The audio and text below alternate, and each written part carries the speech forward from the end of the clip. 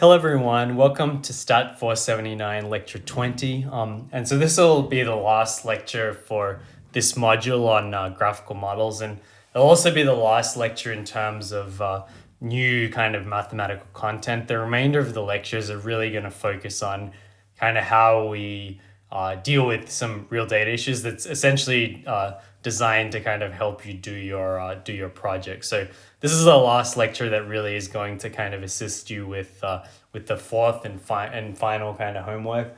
And then the remainder of the lectures are really going to focus on giving you some sort of tips and hints on how to do the project. Okay,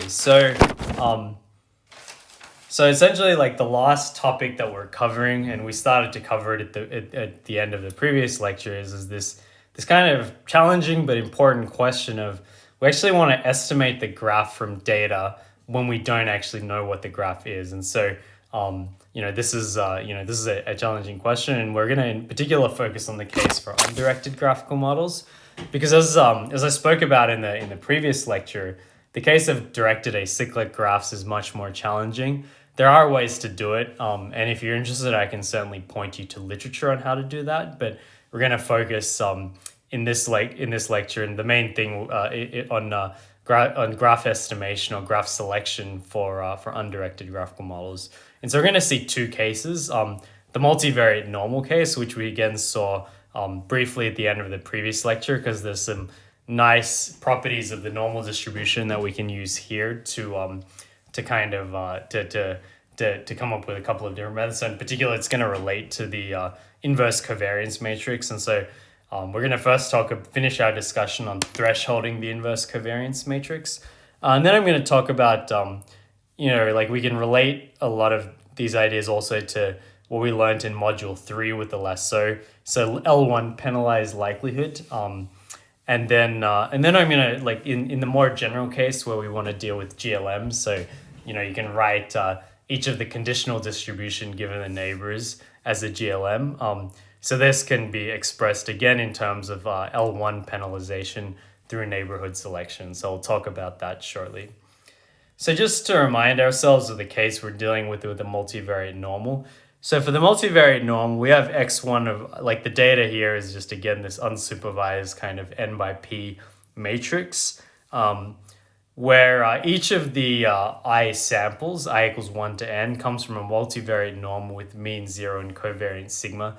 So we're having independence across the samples, but obviously dependence across the parameters. And I've kind of assumed that the mean is 0 because it's without loss of generality. All the graphs, the graph information is encoded in the covariance matrix. And so sigma is the covariance matrix, and what we've kind of been what we've been exploiting and using is the fact that the graph structure is actually encoded in the inverse covariance matrix. So if you look at omega, which is sigma inverse, we have this really nice connection to the undirected graphical model, which is that omega jk is 0 if and only if there's no edge between xj and xk in E for your graph. So in principle,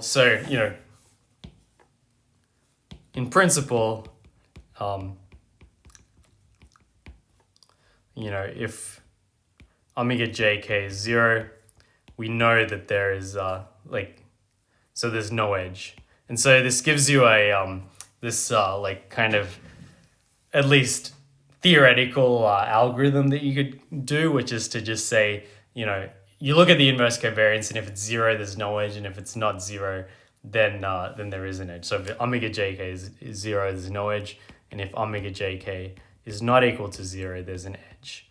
So in principle, you can do that, but obviously, as we saw in the previous lecture, you don't know what this omega is. That's the parameter of interest that you don't know. So the approach that we discussed in the previous lecture based on data is the thresholding the inverse covariance. So thresholding the estimated or the sample inverse covariance.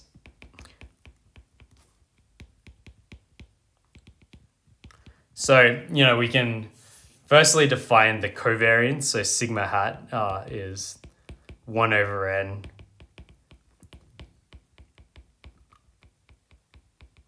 1 over n xi transpose, where xi is in r to the p. So this is clearly a p by p matrix. If you're a little bit uncomfortable with the matrix notation, you can kind of write it out element by element as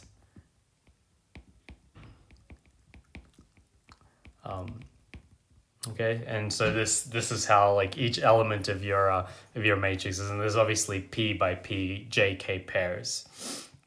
Okay, so you can obviously then go from the sample covariance to the sample inverse by taking this this inverse. Okay, and so then we know omega hat converges in probability to omega. So as n goes to infinity, omega hat jk goes to omega jk for all jk.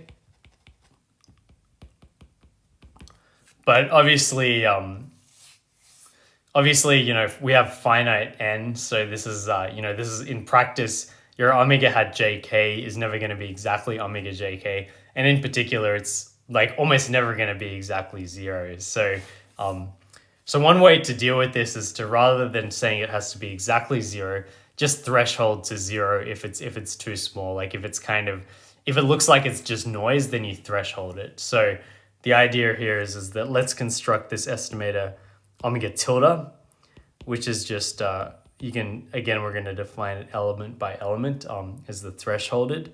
So it's going to be just the same as omega hat jk if omega hat jk in absolute value is bigger than some threshold t, and it's going to be 0 if that threshold is less than or equal to t.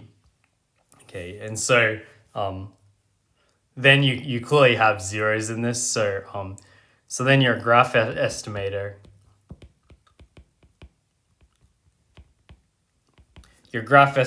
here is just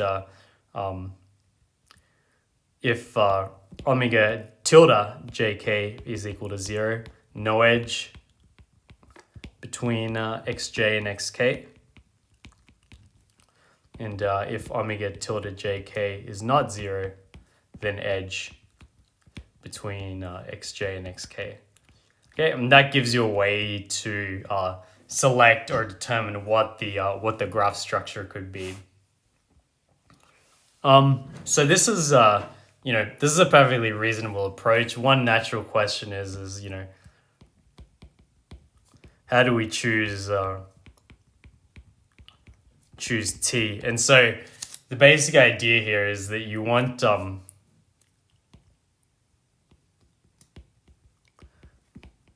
we want to choose t. This is a bit like the lasso case. T such that if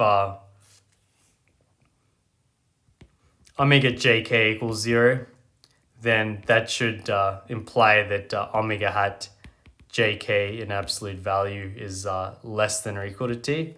And if omega jk is not 0, then that should imply that omega hat jk in absolute value is bigger than t. And so there's a lot of technical work that goes into determining what this threshold is. We know that things are multivariate normal, so we can use that information. And then there's been kind of papers written in the last sort of 10 years or so to determine that. So that's a bit beyond the scope of the course, but I'm just going to tell you that using properties of normal,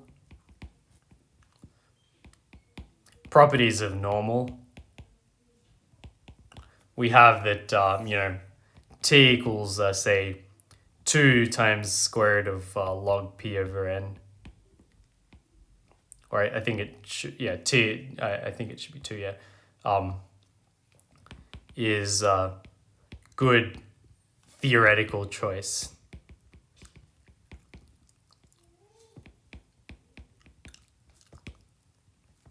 For threshold. Again, I mean, if you're interested in determining exactly where that comes from, I can point you to some papers that derive that.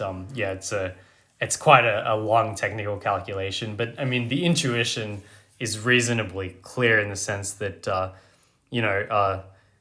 2 times square root of log p over n is, it's like the noise level. So it means that, maybe a better way to put it is that if sigma hat jk is less than or equal to 2 times square root of log p over n, it is below the noise level, which suggests that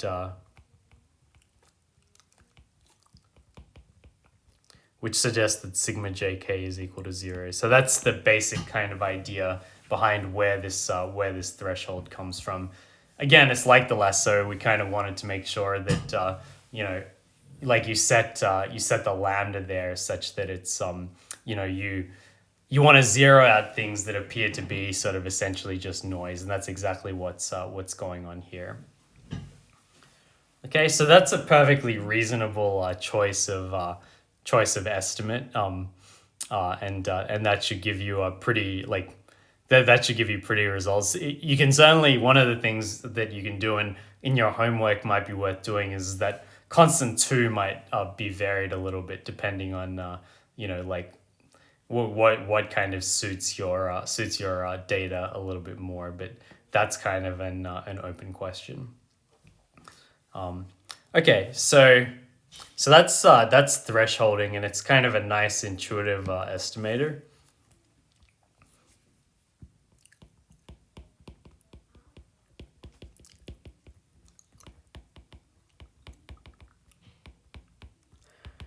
So we can also come up with an estimator that's like closer to soft thresholding, and in particular very much connects to what we learned in module 3 with the lasso.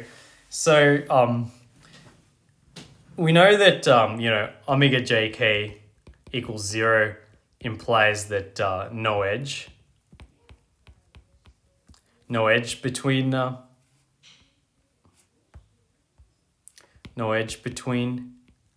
xj and xk. And so the basic idea here is that if you can kind of so if we let we're going to let L of x1i, x2i, xpi, and then from I equals 1 to n, that's going to be the negative log likelihood. So let me also include, that's obviously going to include the parameter omega. Negative log likelihood.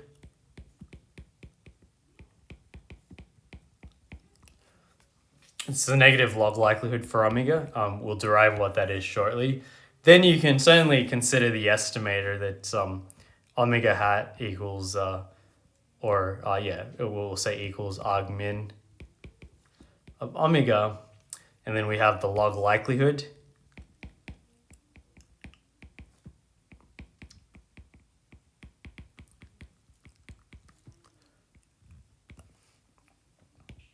Plus lambda, and then we consider the L1 norm. So remember, the L1 norm here is just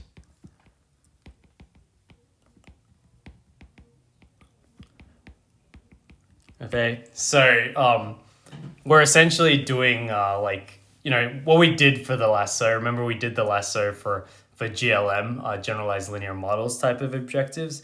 Here we're just doing the same thing, but instead with a likelihood, with a negative log likelihood. So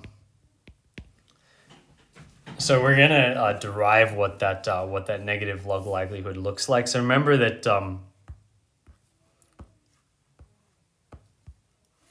we have that x1i, x2i, up to xpi is multivariate normal with mean 0 and variance sigma, and then we write this out. We're going to parameterize it by the inverse covariance because that's the parameter that we're interested in penalizing. And so that means that if we write out the PDF,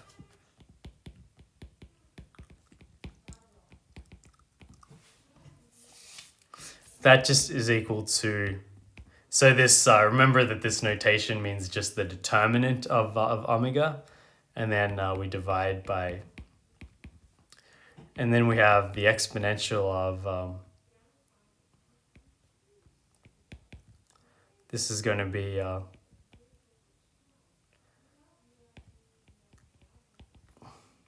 I'm going to just, so for simplicity, I'm just going to use this notation here. Xi transpose omega Xi.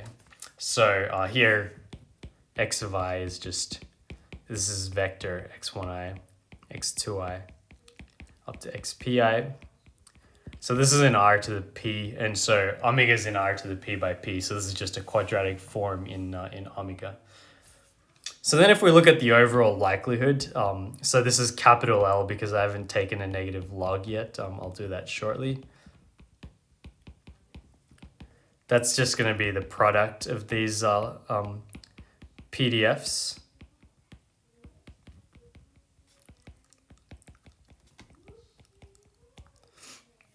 And so you can see that ends up being,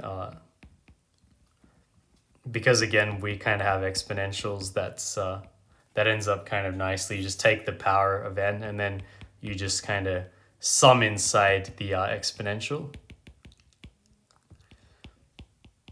X of I transpose omega, and then x of I, and then x of I. And again, I'm just using this matrix transpose notation just to be to make things compact. If you're not comfortable with it, I'd suggest you kind of write it down explicitly. Okay, and so I'm going to use a pretty useful kind of matrix trick here, which is just that if I'll use this notation here. So X transpose AX, that is equal to trace of A XX transpose. So here I'm assuming X is in R to the P, A is in R to the P by P. So you can check this yourself, but it's a pretty useful kind of matrix trick. And the reason why I'm doing that is because then we can kind of write things out as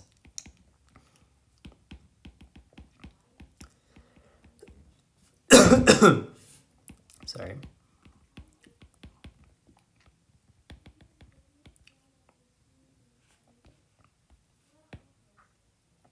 Since the trace is a linear operator, can write this out as trace of omega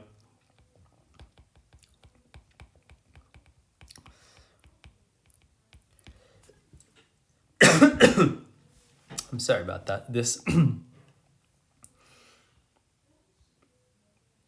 okay, and so this is going to be useful. So then if we write out the negative log of this,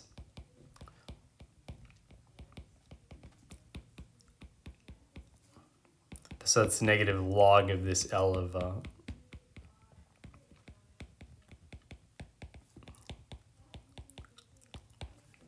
and we'll see that this is kind of a nice, a reasonably nice objective. You're going to get negative n over 2 log of omega, and then plus np over 2 log of 2 pi, and then plus a half of trace of omega, and then summation I equals 1 to n xi transpose.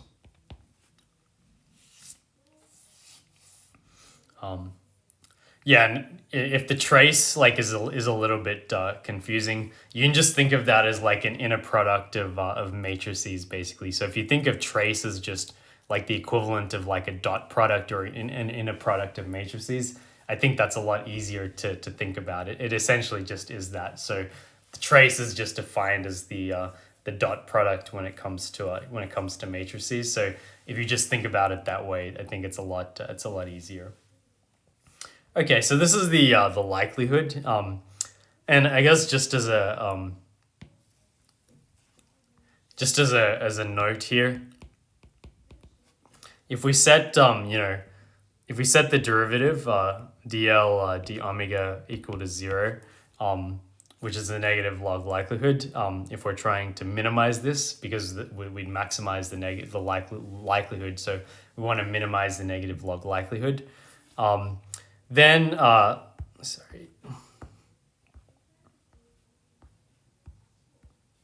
so then if you take the derivative of log of the determinant of omega, so then d log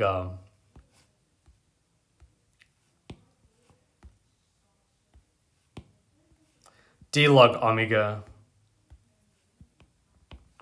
d omega, that just equals to omega inverse. I mean, if you're not sure how to derive that's okay. I think the best way to think about it is think of the intuition of the derivative. If p equals 1 and you're just taking the derivative of the log of a number, that just equals 1 over x, and so that's just like x inverse. So note that the derivative of log x dx is just x inverse, and so we're just extending that to matrices. So that's all that is that it's essentially an extension to matrices of the result that the derivative of log x is just 1 over x, or x inverse. Okay, and then for the second term, so if we look at the derivative of trace of omega summation I equals 1 to n xi transpose d omega, that just is equal to because essentially it's, that trace is just like a dot product. You can think of it as just like a linear term. So then the omega just disappears, and you just get xi transpose. So what you get out of it is that if you set dl d omega equal to 0, that's just equivalent to saying that negative n over 2 omega hat inverse, because that's what all right, I won't use hat, I'll just say omega inverse. And then obviously the constant term disappears, and then you're just going to get plus a half summation I equals 1 to n xi transpose, that equals to 0. So therefore you get that therefore omega hat is equal to 1 over n summation I equals 1 to n xi transpose this thing inverse. And so remember that this was just the sample covariance matrix, so we get exactly kind of what we had last time. So, but what we're interested in is we want to do L1 penalization to zero out entries of omega. So remember that we want omega hat equals to arg min of omega, and then L of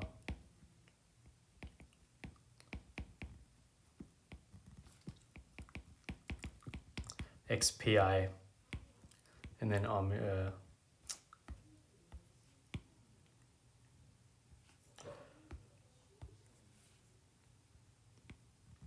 I equals 1 to n, and then omega plus lambda, and then this L1 norm.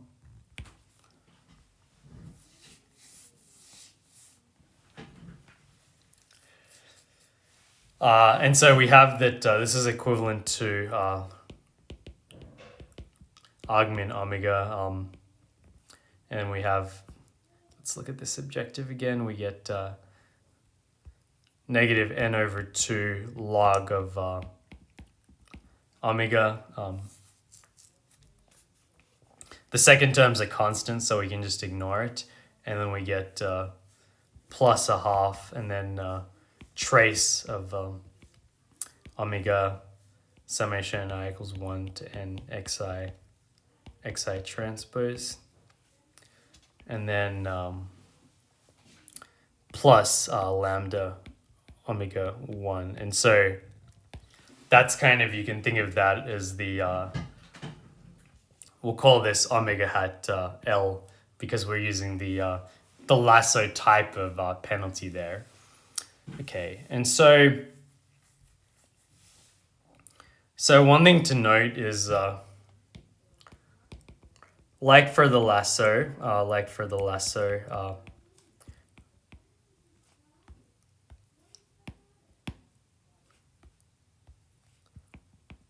we can take subderivatives and set to 0.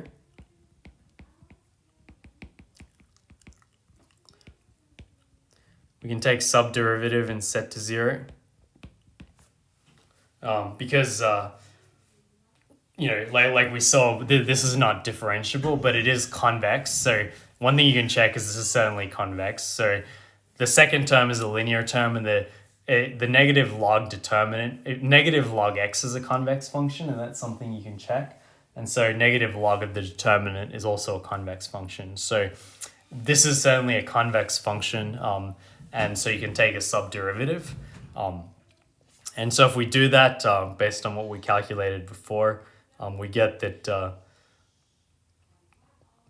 if we take the subderivative, it's getting negative n over 2 and then omega hat L inverse, and then plus half of xi transpose. And then once again, we get this lambda times z term. So z here, I'll use this notation here with a capital Z.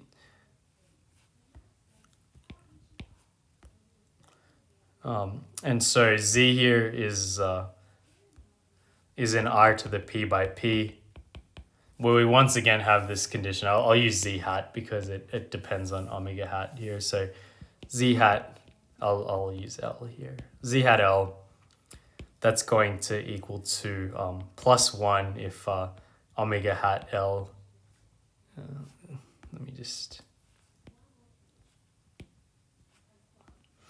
I'm going to define it element by element. Omega hat L JK is bigger than 0. It's going to equal to negative 1 if omega hat L JK is less than 0.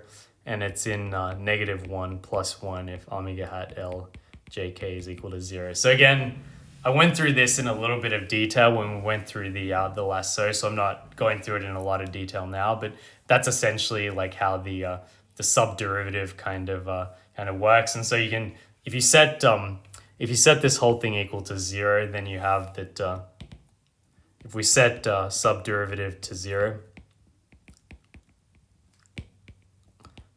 we have that omega hat L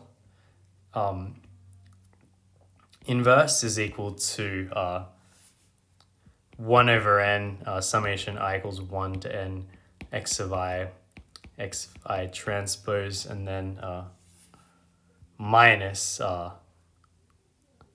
and it's going to be lambda divided by 2n, or 2, sorry, it should be 2 on the numerator. 2 lambda over n, and then we're going to get this z hat. And we're going to get rid of this L. Okay, and so remember that we can kind of use this notation as sigma hat, right? And so we have that omega hat L equals to kind of sigma hat minus 2 lambda n over z hat inverse.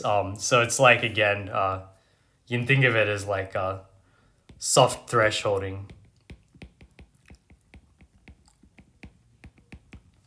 of inverse covariance matrix. So the original covariance, so originally we kind of had this hard thresholding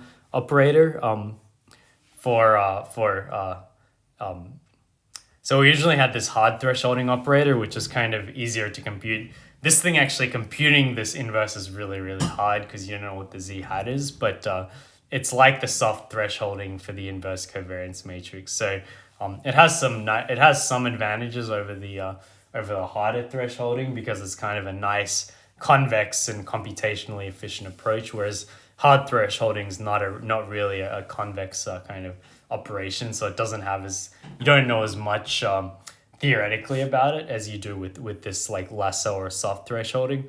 But this is like you can kind of interpret this like we did for the lasso. We're doing kind of the soft thresholding of the inverse covariance matrix, and then finally you can say so for graph estimation, we have that if omega hat L jk is equal to 0, then no edge between xj and xk.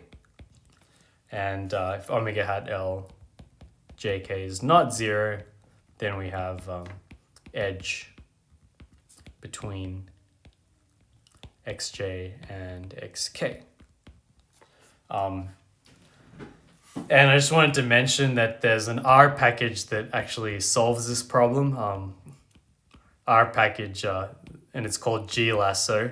It's called G because it's graphical, because it's related to graphical models. So it's called G-Lasso, and so that solves this optimization problem.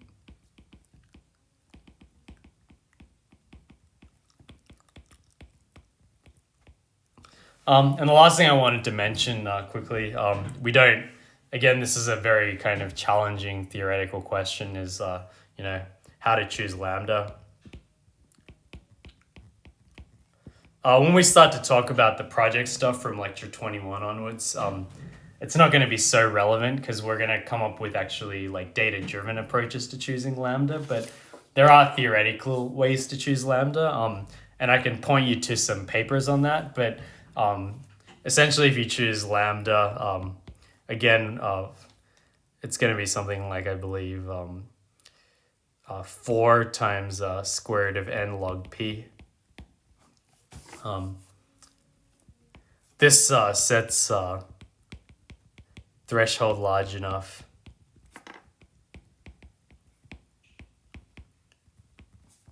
so that omega jk equals 0 implies that omega hat jk should also be 0. So it's kind of, once again, it's or omega hat L jk, I should say.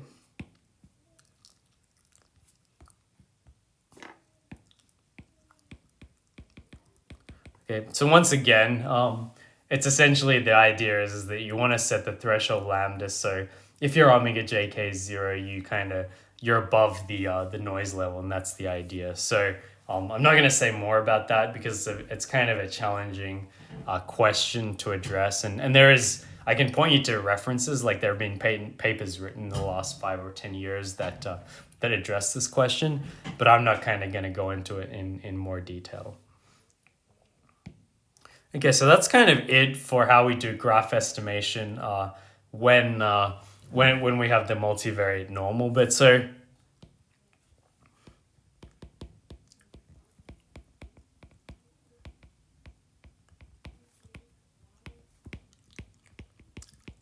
but what if you have, what if you have like non-Gaussian settings and Poisson data, or Bernoulli or other types of data, and if you want to do graphical model estimation in that context, so we want to recall the neighborhood conditional distribution, because this is gonna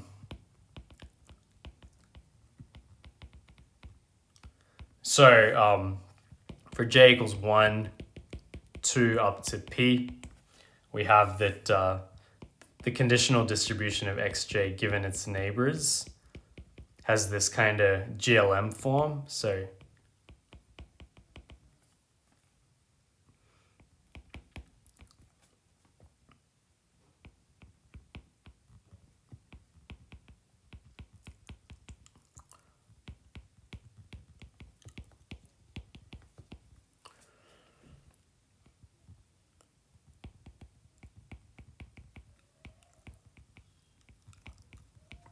Okay, so that's the that's this kind of GLM form. But note that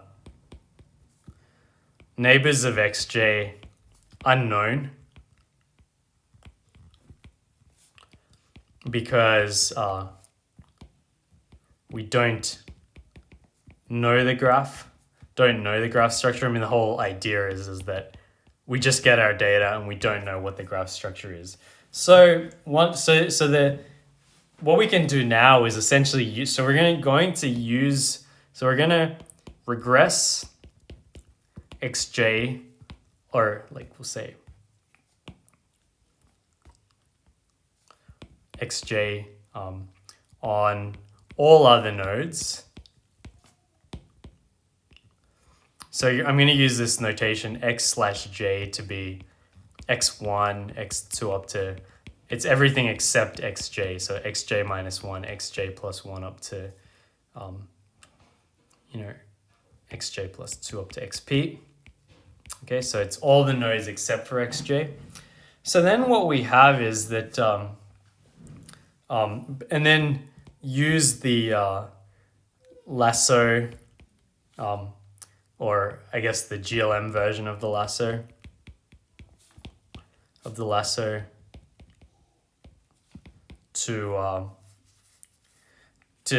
do, and then it's called neighborhood selection, because you're essentially going to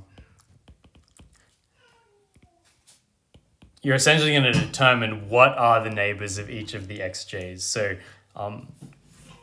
So we can say that so another way to write this conditional distribution is that fj of xj given x/j, so this is all the nodes except for j, that's given by hj of xj, and then x of sum, and then we're going to just sum every node where k is not j, and we get akj xk. And then we're going to subtract aj of summation k not j, akj xk. So note that we have here that the way we parameterize this is that akj equals 0 if and only if no edge between xj and xk in E. So here, remember that G equals VE. And so that's equivalent to saying that, XK is not, or I'll just write it out mathematically, that XK is not in the neighborhood set of XJ. Okay. Okay, so this allows us to kind of do a simple, this just boils down to simple neighborhood selection, because you're essentially now selecting the neighborhoods. Neighborhood selection, where, like, in principle, if akj is equal to 0, then no edge between xj and xk, and if akj is not 0, then edge between xj and xk. So that allows you to select the neighborhood of xj, or another way to put it is that xk is not in the neighborhood set of xj, and then this is the same as saying xk is in the neighborhood set of xj. Okay, so so this is this is kind of nice, because then we can just do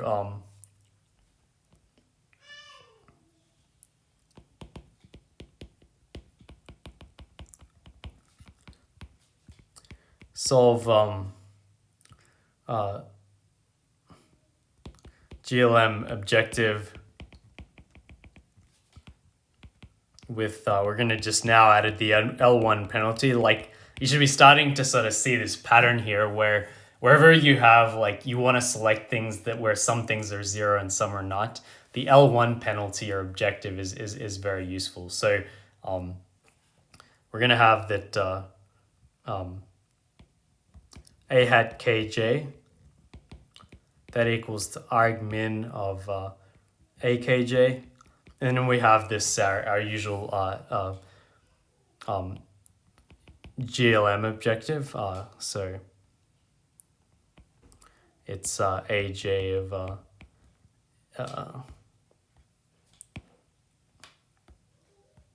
sum of k not equal to j x ki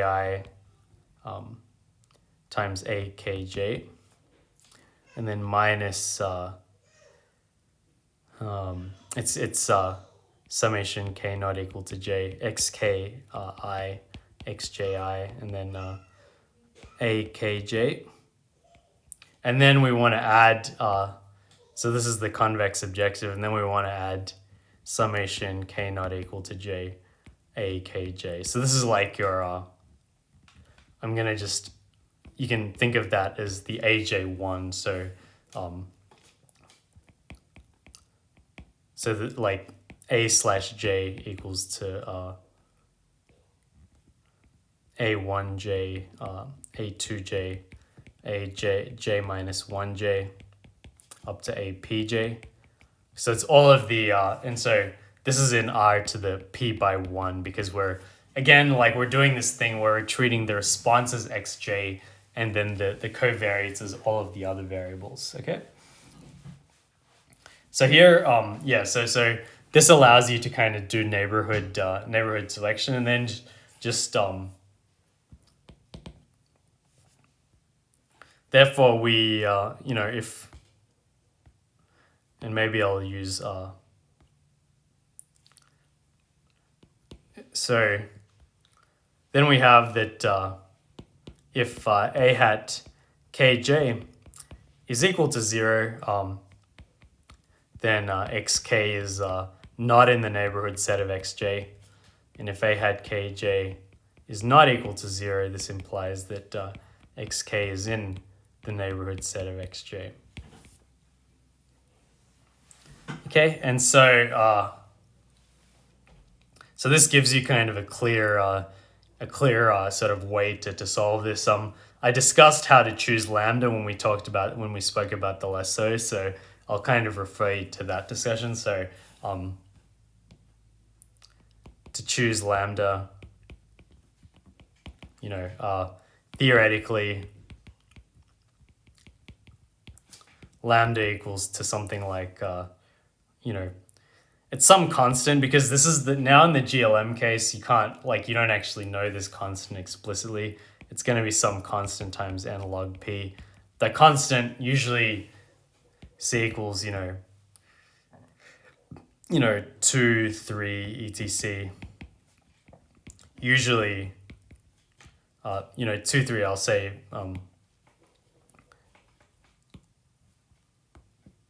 say c between 2 and 10 usually works okay heuristically.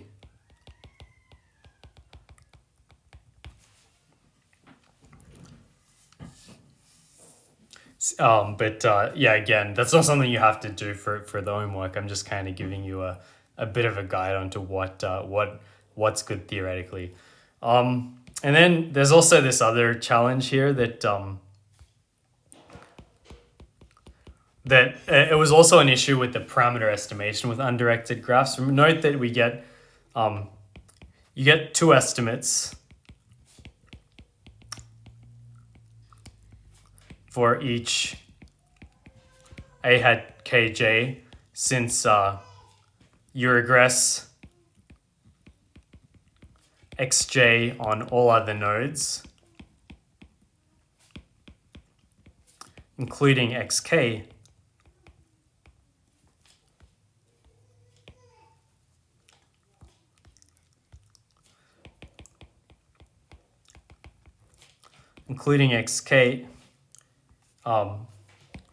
and you regress, because you're doing this for all p variables, and you regress xk on all other nodes,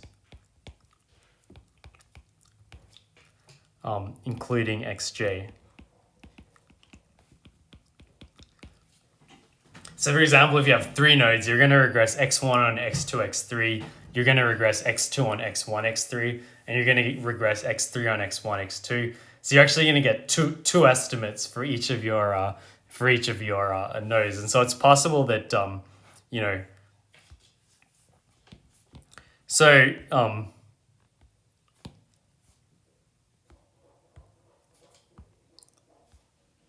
so using your approach, using, I guess I'll say the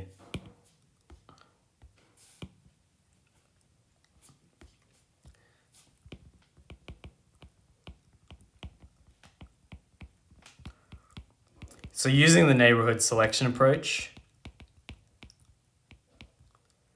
it's possible to have that, possible in practice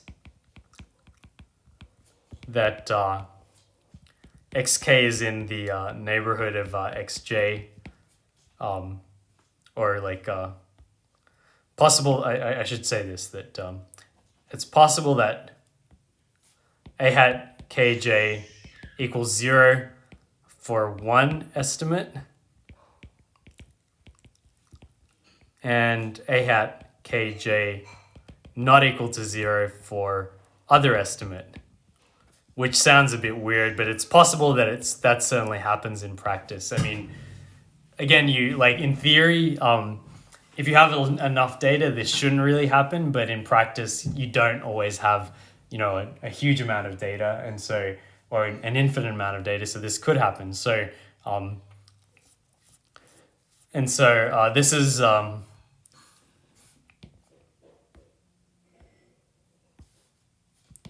so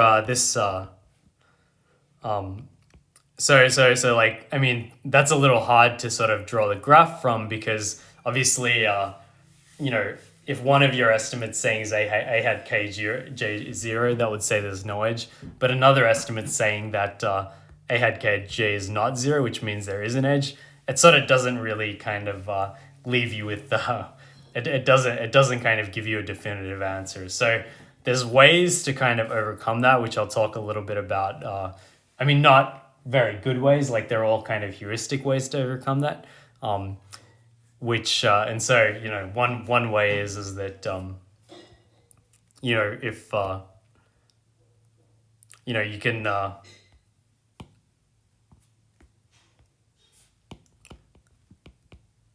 you can try to set lambda large enough so that this doesn't happen. Obviously, the higher you set lambda, the more non-edges there will be. So that's kind of a trade-off you have to deal with. But this is sort of a major kind of challenge that you have these potential inconsistencies that are difficult to resolve. Okay, and so that's sort of how neighborhood selection works. And so just to wrap up this module, so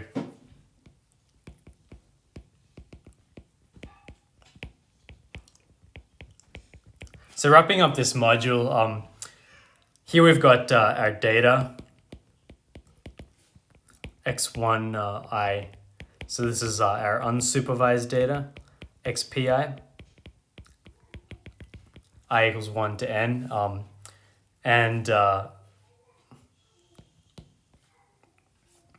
So we have our model, and these are graphical models, and we spent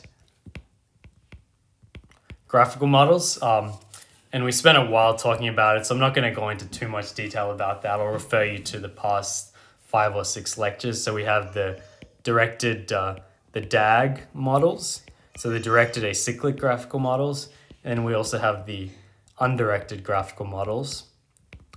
And we sort of learned about, you can think about them through how to factorize the graph or the conditional independence statements. And those are 2 reasonable ways to think about it. And then we also sort of saw parametric approaches. And so we can use GLMs, structural equation models, or Gaussian to parameterize.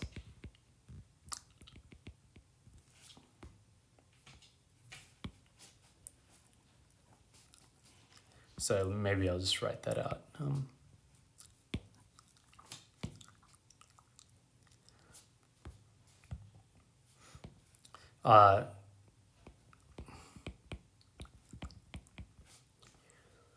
So we can use GLMs or for DAGs, structural equation models for DAGs, or like the multivariate normal to parameterize these graphs, these graphical models.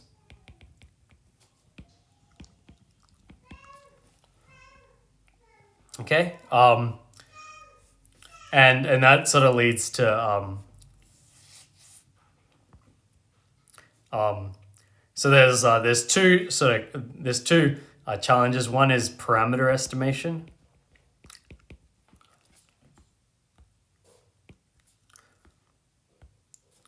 Parameter estimation. This is when graph G equals VE is known. So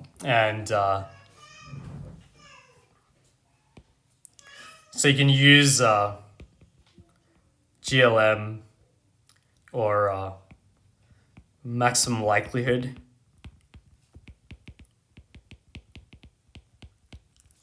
to estimate these. And so this is where we kind of refer to modules 1 and 2. And that kind of gives you a pretty good idea of how to do a parameter estimation. And then the other kind of more interesting and potentially challenging question is graph estimation or selection. So you're trying to determine kind of a discrete graph object. And so the graph here is unknown. Okay, and then we sort of learned that for undirected graphical models, we didn't go into depth on undirected acyclic graphs because it's a challenging kind of, it's probably a bit beyond the scope of this course, and I can point you to references if you want to know more about this. For undirected graphical models, so we have kind of two cases. We have the multivariate normal case. Then we can kind of have we can threshold inverse covariance.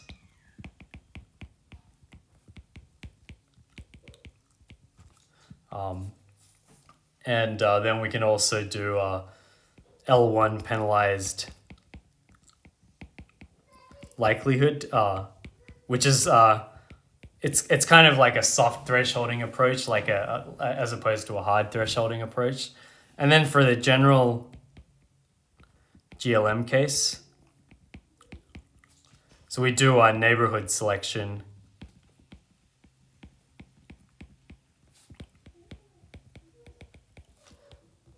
We do the neighborhood selection with the lasso. Okay. Okay, and so that essentially, so this is where we really use we're module 3 in the lasso. We're putting together the module 3 in the lasso here to do this. And then just in terms of analysis, I haven't really spoken much about it because I was just say sort of refer to modules